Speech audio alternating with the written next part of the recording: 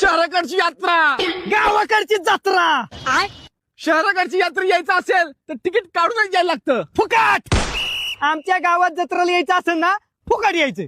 आज मग तिकीट फिकीट तसलं काय नसते. कुणी बी या कुणी बी जा, आवाज जाओ घर तुम्हाला. शहराकडची यात्रेत पार्किंगची मोठी व्यवस्था केलेली असती. रताळी. आमच्या इकडे अजिबात पार्किंग फिरकिंगची कायची व्यवस्था नसती. कुणी बी या आणि कुठं बी गाड्या लावा. पण बाजारात म्हणलं तरी गाड्या लावतो आम्ही. मग येणारी जाणारी लोक बी हँग होतात. गाडी नक्की ही काय ठेवली का पार्किंगला लावली.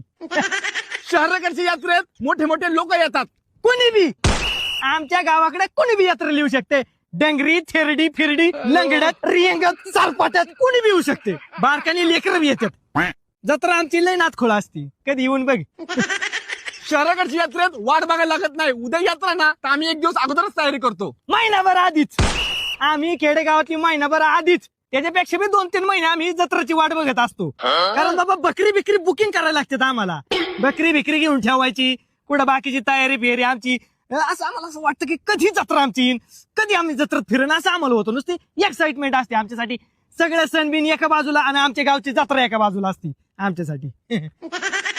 शहराकडच्या यात्रेत खूप महाग महाग वस्तू विकायला येतात. जसं की ड्रोन, लहान मुलांचे एक्सपेन्सिव्ह कार्स, गिटार, अशा खूप साऱ्या मोठ्या मोठ्या वस्तू विकायला येतात. खुळखुळ.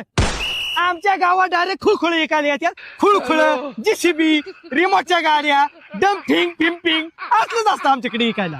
आणि बायांचे नथनी फितनी तसलं असते. ते बिल एक्सपेन्सिव्ह नसते. 10,000 रुपये 20-20 रुपयात असते. तसलं रेकॉर्डिंग चालूच असतं कुठल्या बी दुकानापुढे. या मामा या काका कोणतीही वस्तू घ्या फक्त 10 रुपये. असलंच असतं आमच्याकडे सगळे. क्वालिटी. शहराकडच्या यात्रेचं टायमिंग सकाळी 10 ते संध्याकाळी 10. 5. आमच्याकडे डायरेक्ट लहान लेकरू 5ला जत्रा जाऊन उभं राहते. त्याला डायरेक्ट खुळखुळाच लागतो. खुळखुळा जर नाही दिला तर ती तिथेच रडत बसते.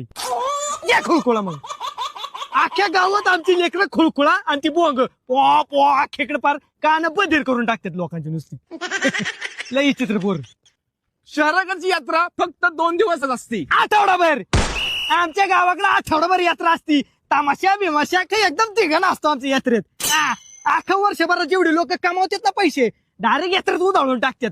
पाहुणी रावळी सगळी मटणं फिटणं खाऊन ओके मध्ये.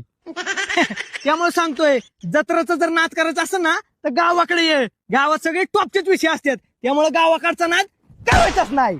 विषय